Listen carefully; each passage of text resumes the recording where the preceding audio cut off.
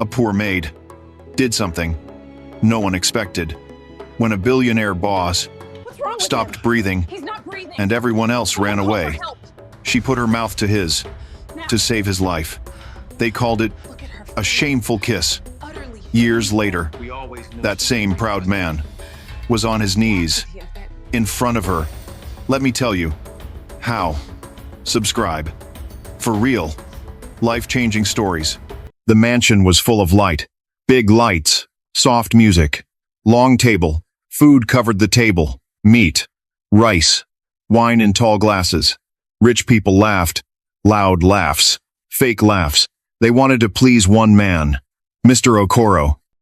He sat at the head of the table, straight back, cold face, gold watch on his wrist, power in his eyes. People praised him. Sir, this food is perfect. Sir, your house is beautiful. Sir, you are blessed. Mr. Okoro did not smile. He only nodded. Behind them stood Amara. She held a tray. Her dress was clean but old. Her shoes were worn. She was young, but life had tired her. At home, her mother lay on a mat, coughing at night. No money for strong medicine.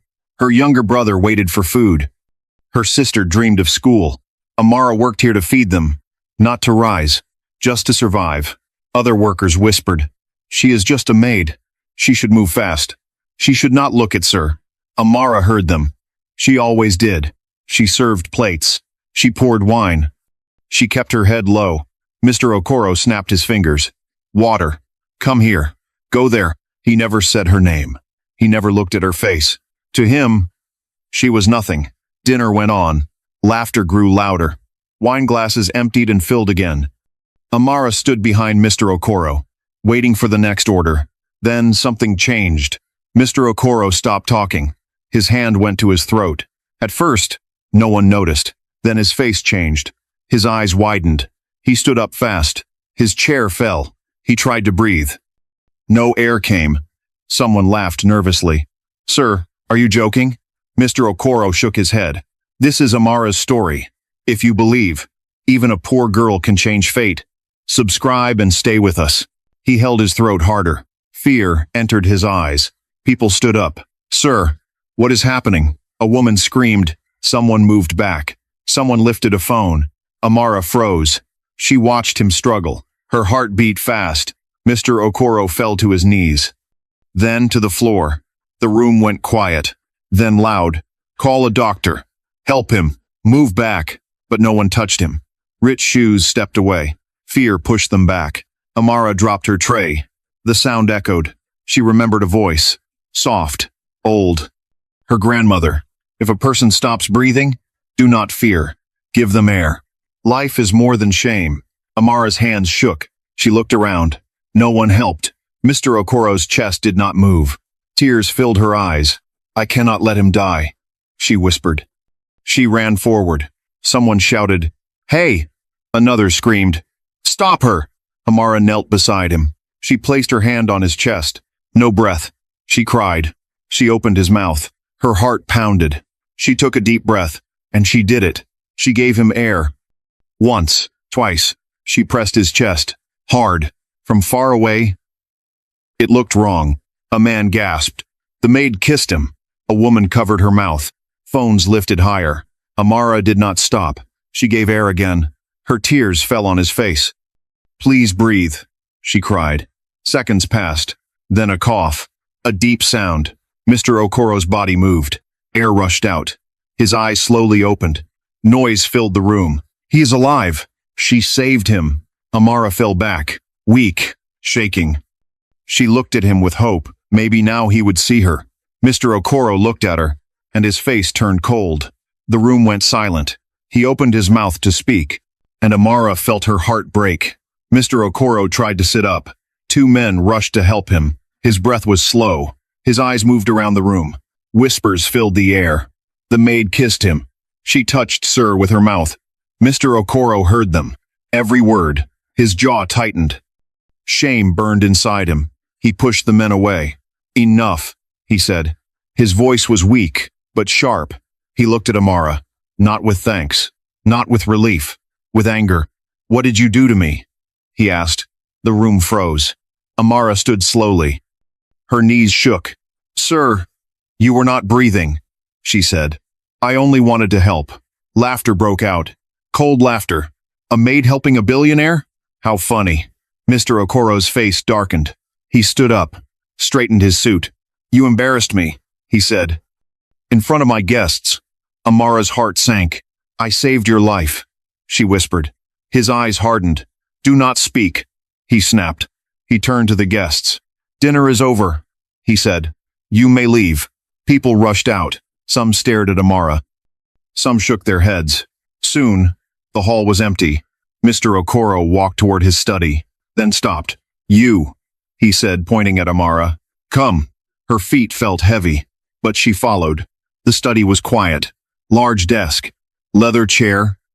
Mr. Okoro sat down. Amara stood in front of him, her hands folded, her eyes on the floor. Silence pressed the room. He opened a drawer, pulled out an envelope.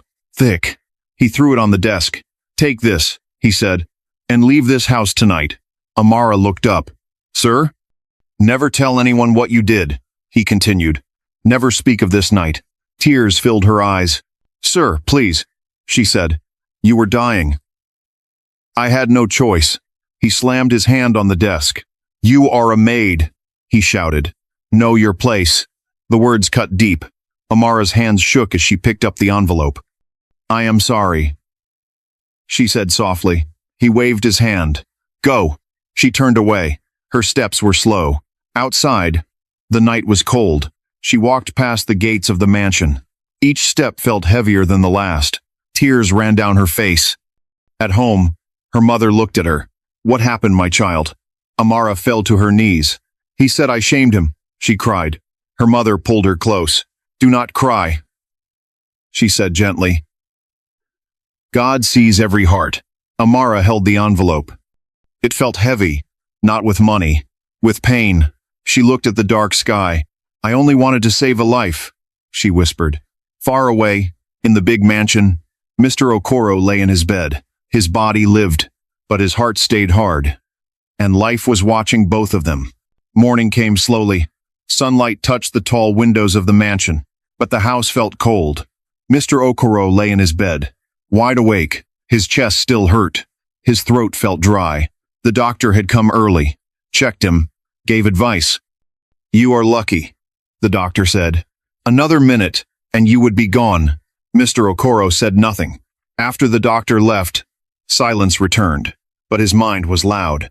He remembered the table, the food, the choking, then her face, the maid, her mouth on his, her tears. His jaw tightened. Shame burned in him again. "How could she touch me?" he thought, in front of everyone. His pride screamed louder than truth. He rang the bell. A worker entered. "Call the maid," Mr. Okoro said. "The one from last night." The worker bowed and left. Amara was in the back room, washing plates. Her eyes were swollen from crying. Her hands still shook. When the message came, her heart dropped. "He wants to see you," the worker said. Fear filled her chest. She wiped her hands, took a deep breath, and walked. Each step felt like walking into fire. She entered the study. Mr. Okoro sat behind the desk. Fresh suit, cold face. He looked strong again, like nothing happened. Amara stood in front of him, head down. Silence. Long, heavy. She waited. Maybe he would thank her now. Maybe he was calm. Mr. Okoro opened a file, closed it. Then he looked at her. "What you did last night," he said, "must never leave this room." Amara lifted her eyes slowly. "Sir?" she asked. He opened a drawer, took out an envelope, thick, heavy. He placed it on the table, not gently. "Take this money," he said, "and leave my house today." Her breath stopped. "Leave?" she whispered. "Yes," he said. "You will not work here again." Her heart raced. "Sir, please," she said.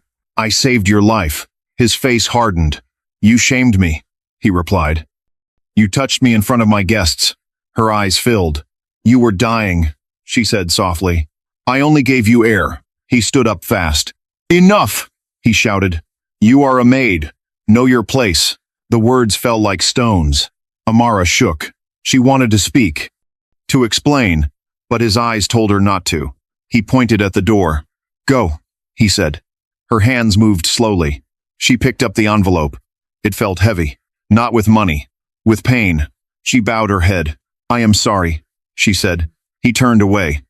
Amara walked out, past the long hall, past the shiny floors. Other workers watched her. Some pitied her. Some judged her. She passed the big gate. The mansion closed behind her. Outside, the sun was bright, but her world was dark. She walked home slowly. At her door, her mother waited. One look at Amara's face, and she knew. "What happened?" her mother asked. Amara fell into her arms. "He threw me away," she cried. "After I saved him." Her mother held her tight. "Do not worry," she said. "Life keeps records. Every act. Every heart." Amara stayed kind when life was cruel. If stories like this touch your heart, subscribe for more real lessons. Amara closed her eyes. That night, a seed was planted. One of pride. One of patience. And time was already moving. 20 ding duan. 20 di duan. Amara did not sleep that night. She lay on the mat beside her mother. Her eyes stayed open. The envelope lay near her head. She did not touch it. Every time she closed her eyes, she saw his face. Cold. Hard. "You are a maid. Know your place." The words played again and again. Her mother coughed softly, then spoke. "Amara," she said, "come closer." Amara moved near. Her mother touched her face. Her hand was weak, but warm. "You did not do wrong," she said. "You gave life. Never feel shame for saving a soul." Tears rolled down Amara's cheeks. "But he hated me for it," she said. "He looked at me like dirt." Her mother sighed. "Some hearts are blind," she said. "They see power, not people. But truth does not die." Morning came. Amara sat outside the house. The sky was pale. She opened the envelope for the first time. Money filled it, more than she had ever held. Her hands shook. "This money," she whispered, "came with pain." She thought of returning it, but then she looked inside the house. Her mother slept, breathing hard. Her brother sat hungry. Her sister waited for school. Life did not wait for pride. She folded the envelope. "I will use this to live," she said, "not to hate." Days passed. Amara searched for work. Many doors closed. She was fired, people said. Something bad happened. But she did not beg. She bought a small stove, a pot, some rice. She cooked by the roadside. Her food was simple, but clean and warm. Workers stopped to eat. Drivers smiled. "This food has care," they said. Amara worked hard. Sun burned her skin. Smoke hurt her eyes. Still, she cooked. At night, she counted coins. Few, but honest. At the mansion, Mr. Okoro returned to life. Meetings filled his days. Money flowed again. He forgot Amara, or so he thought. But sometimes, at night, he touched his chest and felt empty. Years moved forward, slow, quiet. Amara saved little by little. The stove became a stall. The stall became a shop. People trusted her. "She is kind," they said. "She feeds even those without money." Her mother grew stronger. Her sister went to school. Her brother smiled again. Amara never spoke of the mansion. Not once. Far away, pride grew in Mr. Okoro. Deals turned dark. Friends lied. Court letters came. Money began to slip. He drank more. He slept less. His chest hurt again. The world that once bowed to him started to turn away. One night, Amara stood in her small shop. She watched people eat. 4 men, rich women, all equal. She whispered softly, "I touched death once, and life followed me." In another part of the city, Mr. Okoro sat alone. Lights off, phone silent. He remembered a face, a maid, on the floor, crying. He shook his head. "That was long ago," he said. But life had not forgotten. It was only waiting. 10 years passed. Not fast. Not easy. Time walked slowly. Step by step. Amara woke before sunrise. Every day, she tied her hair, washed her face, said a short prayer. Her small shop stood by the road. Paint faded, but clean. Smoke rose from the pot. Food smelled warm. People came early. Workers, drivers, old women. "Good morning, Madame Amara," they said. She smiled. She was no longer a maid. She was a woman who fed many mouths.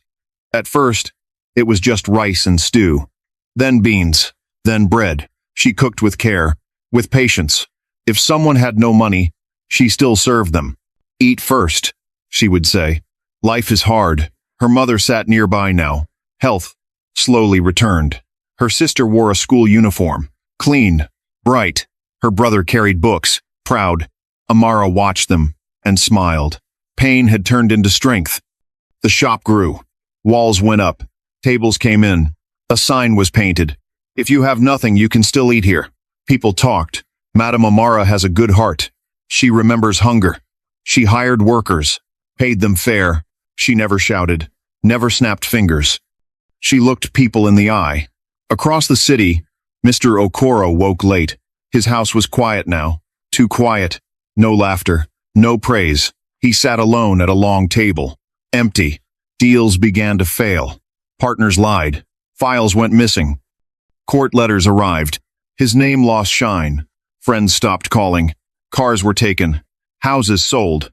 Money ran like water through broken hands. Mr. Okoro's chest burned often. His doctor warned him. "Stress will kill you," he said. But pride did not listen. He drank. He blamed others. The world felt unfair to him. Years turned cruel. One morning, men came to the gate. They took the last car. Mr. Okoro stood and watched, silent.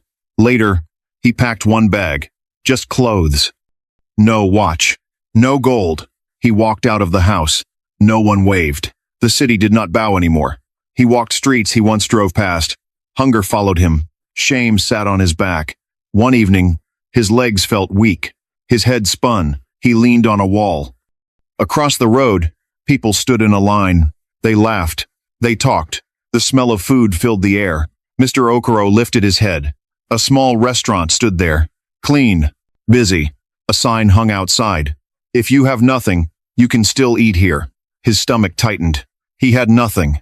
He touched his pocket. Empty. The line moved fast. People came out smiling. Mr. Okoro swallowed hard. He took one step forward, then another. He crossed the road. He pushed the door open and walked in, not knowing whose place it was. The restaurant was warm, not fancy, but alive. Voices filled the air. Plates clinked. Spoons moved fast. Mr. Okoro stood near the door. He felt small. People did not look at him twice. No fear. No respect. Just people eating. He moved to a corner, sat down slowly. His clothes were old now. His shoes were weak. A young worker came close. "Sir, welcome," the boy said. "Please sit well." Mr. Okoro nodded, could not speak. The boy brought water. Clean, cold. "Food is coming," the boy said. "Madam says nobody leaves hungry." The word hit him. Madam. Once. People waited for his words. Now, he waited for food. He looked around. On the wall were small pictures, happy faces, workers eating, old men smiling. This place felt different, kind. His hands shook as he held the cup. Water spilled a little. He wiped it with his sleeve. Shame burned his chest. In the back, a woman moved from table to table. She spoke softly. She listened. Workers respected her. "Yes, madam." "Thank you, madam." Mr. Okoro watched her from far. Her back looked familiar. The way she walked. Calm. Strong. She laughed gently with a customer. Something moved in his memory, but he pushed it away. "No," he whispered. "It cannot be." The woman turned. For a moment, she did not see him. She gave instructions, corrected a plate, paid a supplier. Her face was calm. Peace lived there. Mr. Okoro lowered his head. He did not want to be seen. The worker returned with food. Rice. Stew. Warm. The smell broke him. His eyes burned. "Eat well, sir," the boy said. "If you need more, tell me." Mr. Okoro stared at the plate. 10 years ago, he owned rooms bigger than this place. Now, this plate felt like mercy. He lifted the spoon. His hand shook. A tear fell into the food. He froze. Across the room, the woman stopped walking. She looked again. This time, she saw him. Not the clothes. Not the weakness. The hands. Those hands. Her heart skipped. Time slowed. The choking, the floor, the breath, the envelope. Know your place.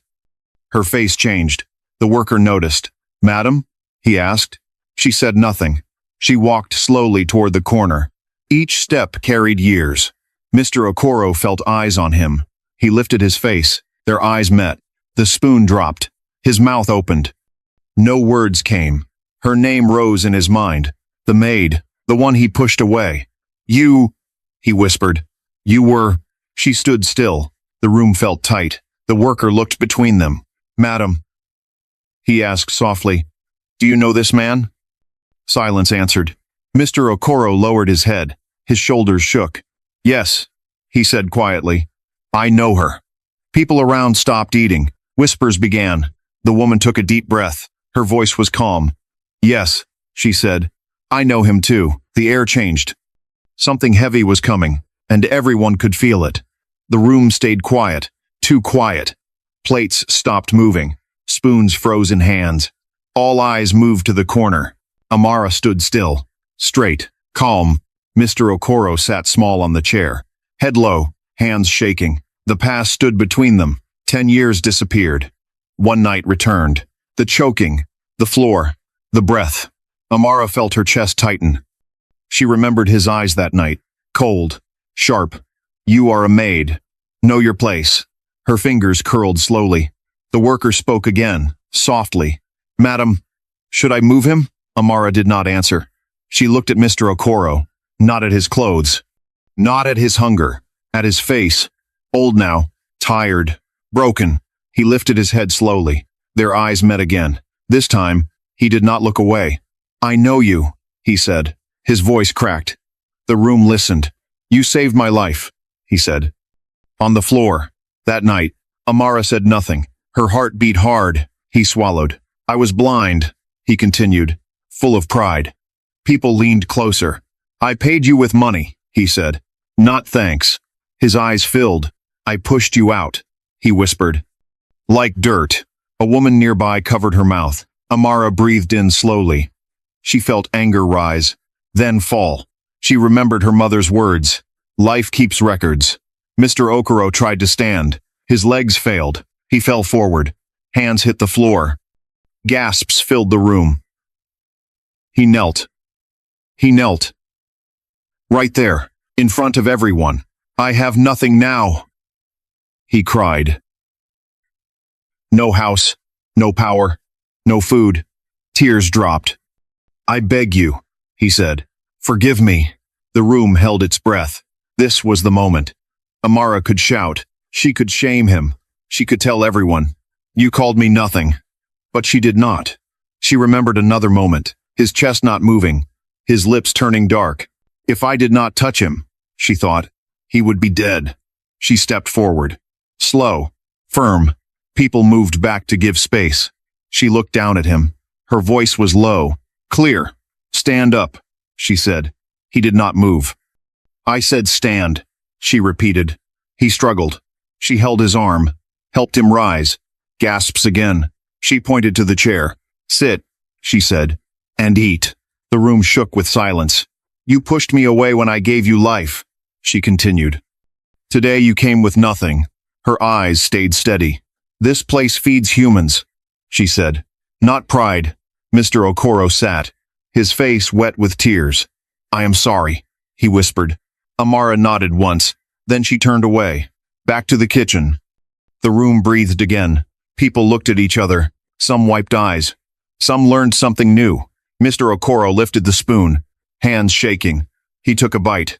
Food mixed with tears. He chewed slowly. Life tasted different now. And Amara, behind the kitchen door, closed her eyes. The past was finished, but the lesson had just begun. The room slowly returned to sound. Plates moved again. Spoons touched food, but no one spoke loud. Eyes still followed Mr. Okoro. He sat with his head low, chewing slowly, each bite heavy. Tears fell into the plate. He did not wipe them. For the first time in many years, he felt small, not because of hunger, because of truth. Around him, people whispered, that is the man? The one she saved? He was rich once. Mr. Okoro heard it all. And he accepted it. In the kitchen, Amara leaned against the wall. Her hands shook. She closed her eyes. Memories rushed in. The mansion. The cold floor. His voice. Know your place. Her chest rose and fell. A worker came close. Madam, the woman said softly, are you okay? Amara opened her eyes. Yes, she said. I am. That's it. She straightened her dress, wiped her face. This food must go out warm, she said. Do not delay. The worker nodded. Life moved on, but something had changed. Mr. Okoro finished eating. Slowly, he placed the spoon down. He stood up. This time, he did not fall. He walked to the counter. People moved aside. He stopped in front of it. Amara came out from the kitchen. They stood face to face. No anger. No fear. Only calm. I do not ask for anything, he said. Not money. Not help. His voice was low. I just wanted to say this, he continued. Thank you. The word felt heavy, but right. Amara nodded. You already ate, she said. That is enough. He bowed his head. I will go now, he said. She looked at him. Come back tomorrow, she said. If you are hungry, he froze. You mean I can return? He asked. She nodded again. This door stays open, she said. For everyone. His eyes filled again. He turned and walked out. The door closed softly behind him. People breathed out. A man stood up. What you did, he said to Amara, was strong. She shook her head. No, she replied. It was human. The day ended slowly. Night came. Amara locked the door. She sat alone at a table, the same table where he sat. She touched the wood. Life had come full circle. At home, Mr. Okoro sat on a bench outside. The city lights blinked. He held his empty bag. For the first time, he did not feel angry. He felt light. He looked up at the sky. I was given life twice, he whispered. Once by breath, once by mercy. Far away, Amara lay beside her mother. Her mother smiled. You did well, she said. Amara smiled back. I just remembered who I am, she replied. That night, sleep came easy. For both of them. And tomorrow, a final lesson waited. Morning came again. Soft light touched the street. The restaurant door opened early. Amara stood inside. She watched people pass. Workers came first. Then old men.